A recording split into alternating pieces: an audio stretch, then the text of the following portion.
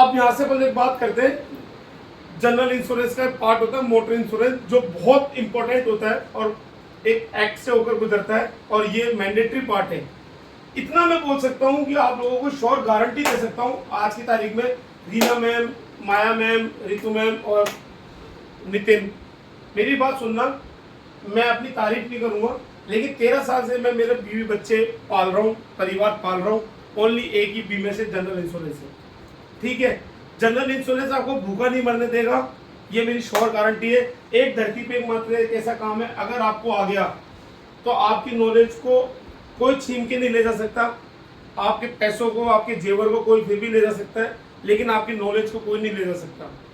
आज मैंने जिससे भी काम सीखा है मैं उसका एहसान मानता हूँ, और जितनों ने मेरे से काम सीखा है वो मेरा एहसान मानते हैं। सिर्फ अपना एक टारगेट रखना है, अगर आप इस काम को सीखना चाहते हो तो अपने काम को सिखाओ लोगों को, जिससे आपके अंदर नॉलेज ऑटोमेटिक बढ़ेगी, कुछ नया नया सीखने को मिलेगा। अच्छा, लोगों के बीच में बैठो, बाजार के बारे में पढ़ो, न्यूज़ देखो, सुबह सुबह उठ के इंश्योरेंस में कुछ चेंजिंग हो रही है वो देखो। इससे क्या होगा, आप अपने आप को अपडेट कर रहे हो। किसी को अपना ज्ञान देना, इसका मतलब ये नहीं कि हम यार इसको आना नहीं चाहिए, क्यों नहीं आना चाहिए, क्या पता उसमें आपकी कमी हो, वो आपसे अच्छा जानता हूं। ठीक है, तो आप अपनी नॉलेज को शार्प करते रहो, चेक करते रहो। दूसरी चीज, अब अपन बात करते हैं मोटर इंश्योरेंस। मोटर इंश्योरेंस क्या होता है, ये गवर्नमेंट का पार्ट है, कंपल्सरी पार्ट है। अगर रोड पे गाड़ी चलाएगा तो भैया बीमा करना पड़ेगा, राइट। मोटर इंश्योरेंस एक्ट ये कहता है कि आप गाड़ी चला रहे हो तो आपको बीमा करना पड़ेगा। अब देखो, मोटर इंश्योरेंस में दो पार्ट होते हैं। क्या आदमी बोले क्या मेरी मोटरसाइकिल में बीमा कराऊं नहीं कराऊं, मेरी कार है मैं बीमा कराऊं नहीं कराऊं? अरे मेरे भाई, ठीक है, गवर्नमेंट बोलती ठीक है मत करा, तेरी कार को तू आग लगा दे, मेरी तरफ से तो कुछ भी कर। लेकिन अब क्या करा, गवर्नमेंट ने सोचा यार कि यार ये तो बात सही कह रहा है, तो बीमे के क्या करा, मोटर पार्ट में दो पार्ट बांट दिए। कौन कौन से पार्ट बांट दिए रीना? मोटर के दो पार्ट बांट दिए।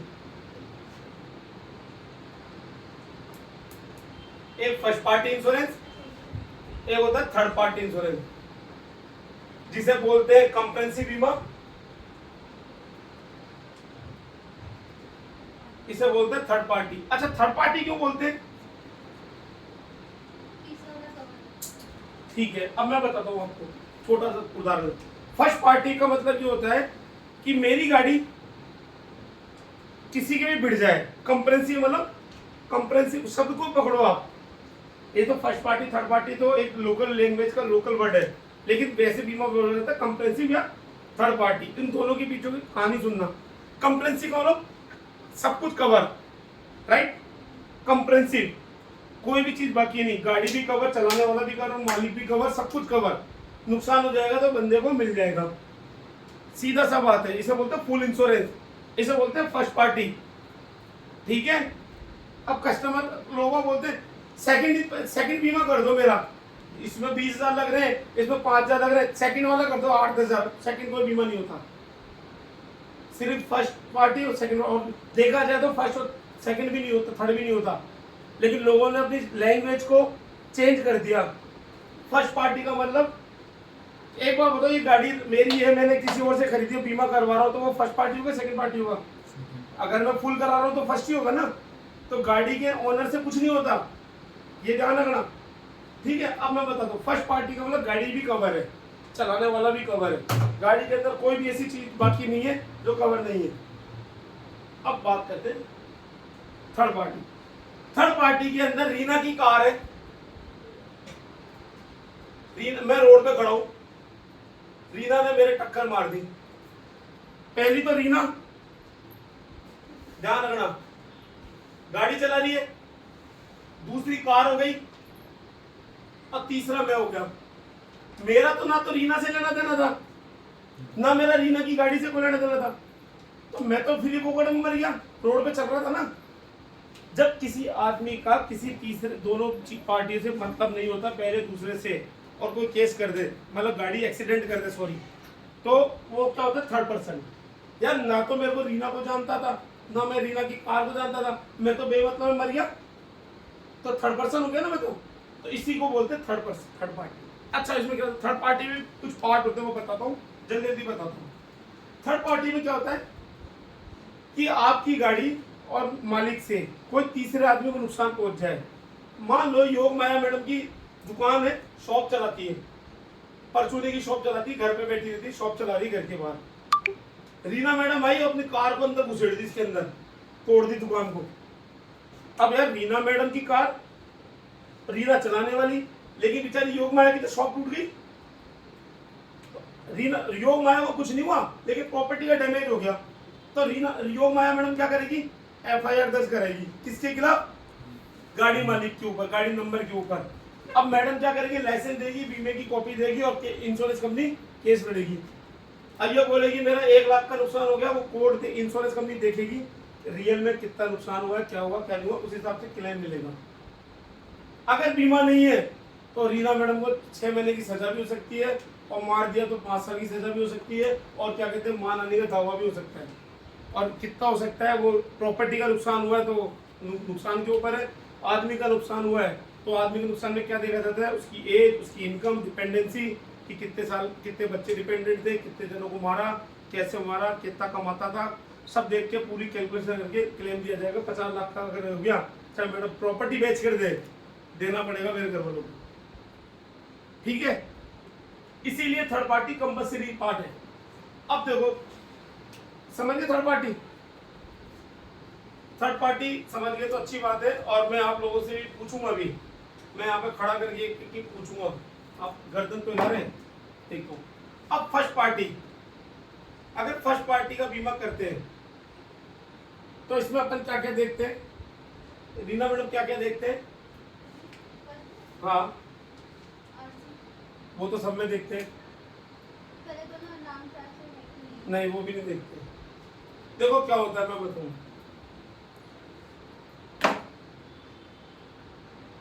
फर्स्ट पार्टी या थर्ड पार्टी के अंदर क्या होता है कि बीमे को कवर करना होता है।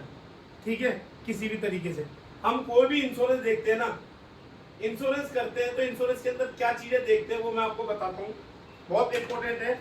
और रीना मैडम आपके लिए मैं बता रहा हूँ, ये आरसी है। ठीक है, ये आरसी है। इस आरसी के अंदर हमें क्या देखना पड़ता है वो मैं आपको बता देता हूँ, एक एक चीज। सबसे पहले आप देखोगे, अगर कोई गाड़ी आ जाए ना, तो ये पागल मत हो जाना कि हो बीमा आ गया मेरे पास, बीमा करना है। कई छोटे मोटे एजेंट क्या करते हैं, अपनी कैलकुलेशन लगाना चाहते हैं, इतने रुपए की मेरी कमाई हो रही है। वो एजेंट सक्सेसफुल नहीं होते, राइट।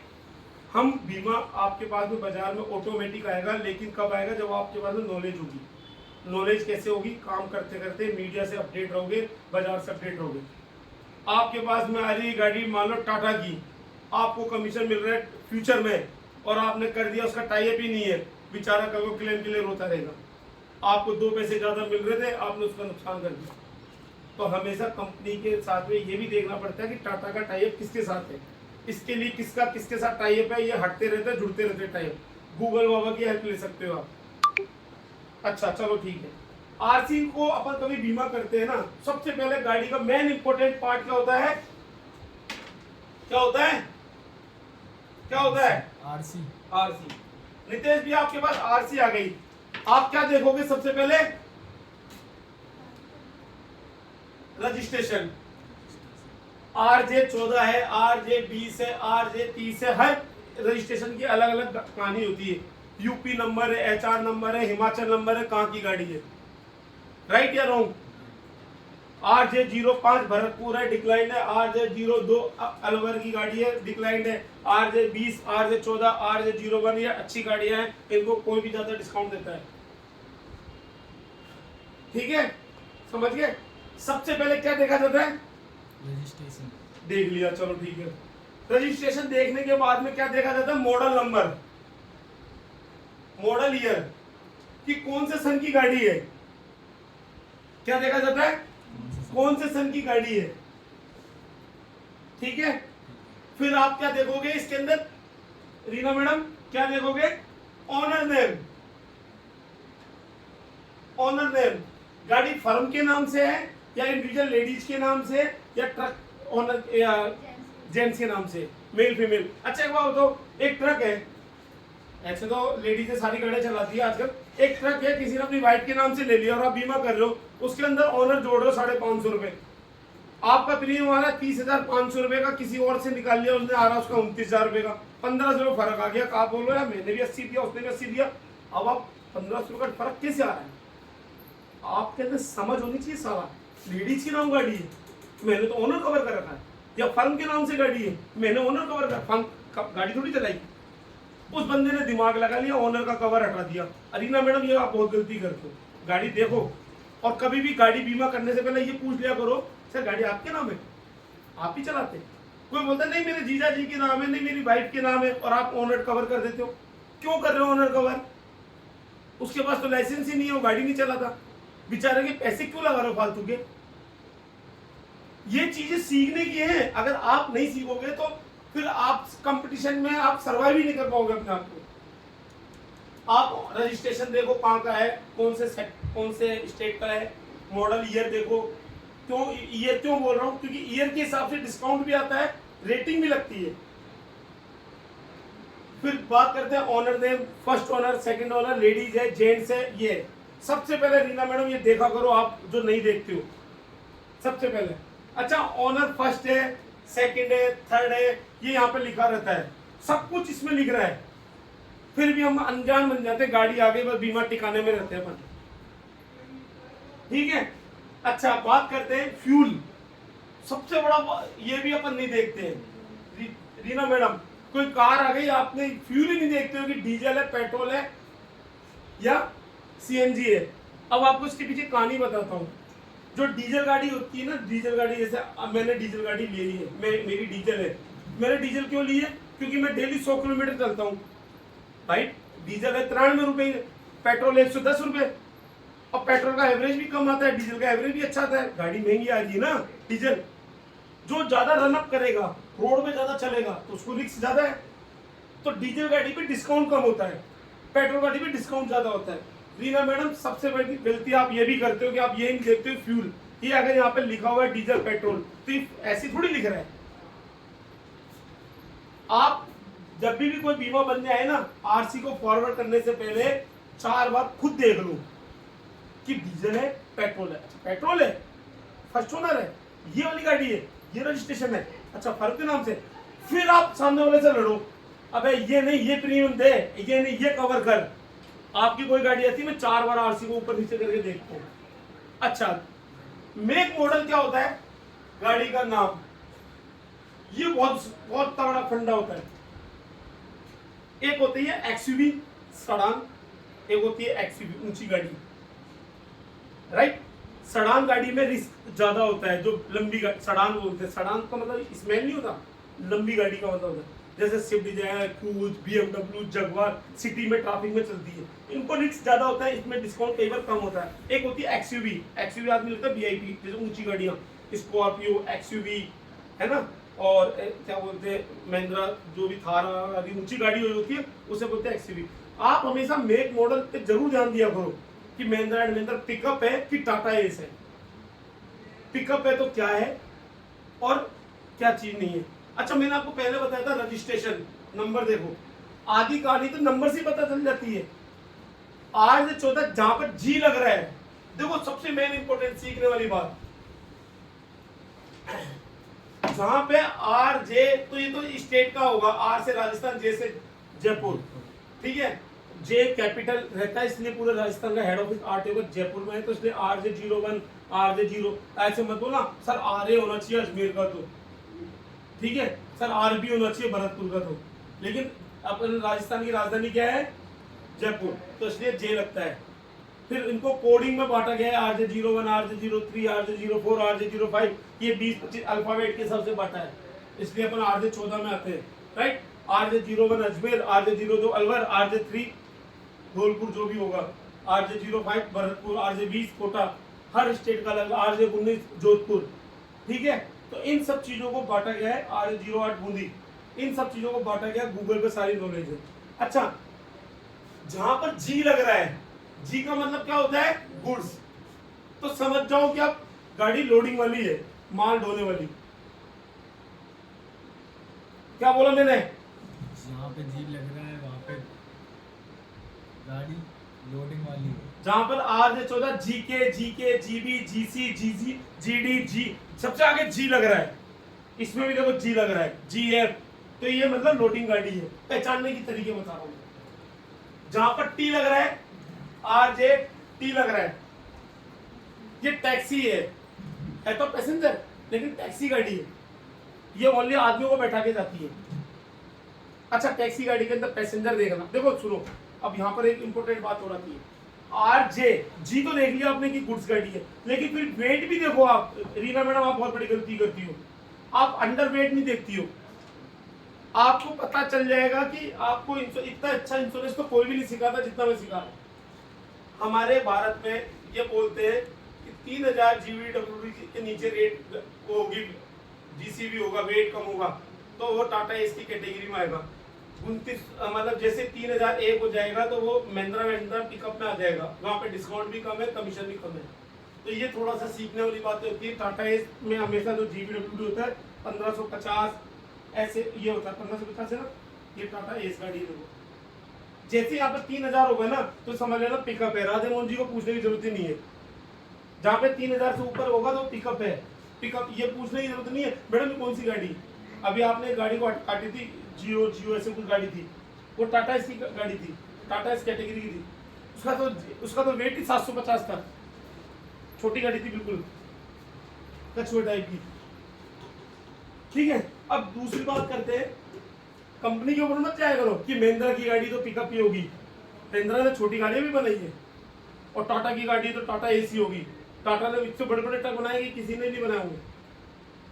आप हमेशा वेट, अगर देखो, अगर आपको बाजार में लड़ने जाना है तो अपनी नॉलेज को पूरा लेके जाओ, समझ रहे। अगर आप में नॉलेज नहीं है ना तो आप में कुछ भी नहीं है। और ये नॉलेज है ना, आपको राधे मोहन जी घोल के नहीं पिलाएंगे, समझ लो। राधे मोहन जी ना आपको सिखा सकते हैं, सिर्फ राधे मोहन समझा सकता है, प्रैक्टिकली आपको करना है।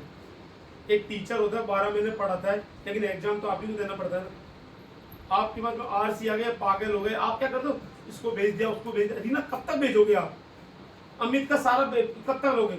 लंगड़े भी एक टाइम पे ऐसा होता है कि जो बैसाखी देने वाला होता है वो साथ छोड़ देता है, तो वो खुद भी अपने आप को जीने की इच्छा रखते हैं। आप तो आपके कोटे से रिया को भेज दी, जुबेर को भेज दी, कब तक, कब तक, क्यों, क्योंकि आप में नॉलेज नहीं है। आपको जीसीबी, आपने वेट नहीं देखा, गाड़ी नंबर नहीं देखना आता, आपने तो बस भेज दिया, कोटेशन आ गई, ये भेज दिया। आप क्या करो, मीडिएटर वाला दलाल, ये काम तो मैं किसी से भी करा लूंगा, ये काम तो मेरा आज बब्बू 5 साल का 10 साल बाद बब्बू करने लग जाएगा। लेकिन मैं ये कहना चाहता हूं कि मैडम, आप जब अगर प्रोफेशनल इंश्योरेंस वाले हो ना, तो सबसे पहले आरसी को देखना समझो कि गाड़ी का मेक मॉडल कौन सा है, रजिस्ट्रेशन कौन सा है, ओनर कौन सा है, डीजल है, पेट्रोल है, रजिस्ट्रेशन डेट कौन सी है। इसके अलावा क्या देखने को होता है, नहीं होता ना, नहीं होता ना मैडम, नहीं होता ना। अब चाहे बीमा थर्ड पार्टी बना, चाहे फुल बीमा बनवा, ये तो दोनों चीजों में देखना पड़ेगा, तो इसका बहुत बड़ा पार्ट। अच्छा एक चीज बताओ, जिसके नाम से गाड़ी है उसका आधार कार्ड भी चाहिए, पैन कार्ड भी चाहिए, केवाईसी चाहिए। एक आदमी बोले यार मेरे भतीजे के नाम गाड़ी थी, वो भतीजा तो है नहीं, मैंने गाड़ी ले ली, या मेरे दोस्त के नाम गाड़ी थी, वो मर गया और मेरे पास गाड़ी है, सर आधार कार्ड पैन कार्ड का कोई केवाईसी मिल जाएगा? नहीं यार, कुछ भी नहीं है। एनर्जी मत लगाओ, मत करो टाइम वेस्ट, एक ही कॉल के पीछे पड़ गया, अपना टाइम वेस्ट मत करो। वो तो है बेला, तुम मत बनो बेले, समझ गए। हमें वो काम करना है जो इजी वे में, फिल्टर तरीके से, लीगल वे में हो जाए, अनलीगल कोई काम नहीं करना, समझ गए।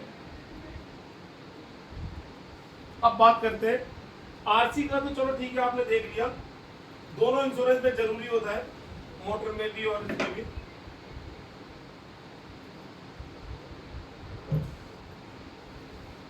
अब एक बात बता रहा हूं मैं, कंप्रेहेंसिव बीमा जो बता रहा हूं, फर्स्ट पार्टी,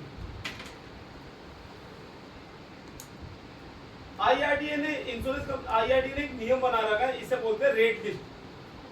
क्या बोलते हैं?